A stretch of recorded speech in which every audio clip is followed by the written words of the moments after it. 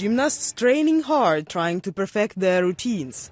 They are participating in the Universiade, or the World Student Games, in the eastern Russian city of Kazan.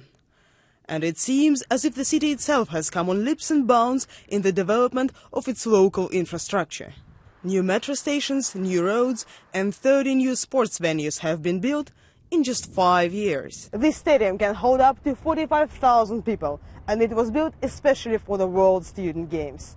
But none of the competitions will take place here, and no sporting events are scheduled at the stadium over the following few months. More than 5,000 people were involved in the construction and cleaning works at this stadium. But, according to some, not all of them took part in these activities voluntarily. Tatiana works as a teacher in a village school. She doesn't want to show her face in case she loses her job. She told us that hundreds of teachers and medical nurses were put under pressure to volunteer at the stadium. She and her colleagues were told by the director of their school that if they refused, they could be fired. We'd spend 4 hours traveling to the city by bus. Then we would work for another 7 hours and come back to the village. We've done it every second day for 2 months already. Now we just wash the floors and chairs at the stadium, and it is great. Before, they made us to carry fiberglass, drag heavy TV sets, dismantle scaffolds. We do not get any additional payment. They just count it as my usual working day at school.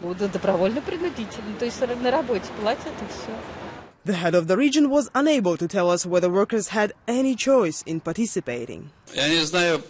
I don't know whether they did it under pressure, but if you have a child, you force him to eat.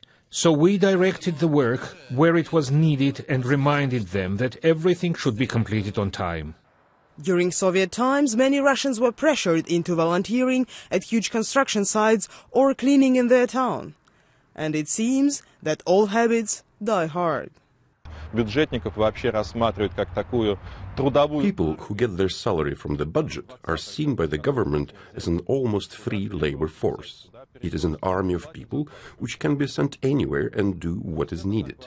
This practice comes from the Soviet Union, and it will be practiced unless the generation of leaders who worked in the Soviet Union disappears.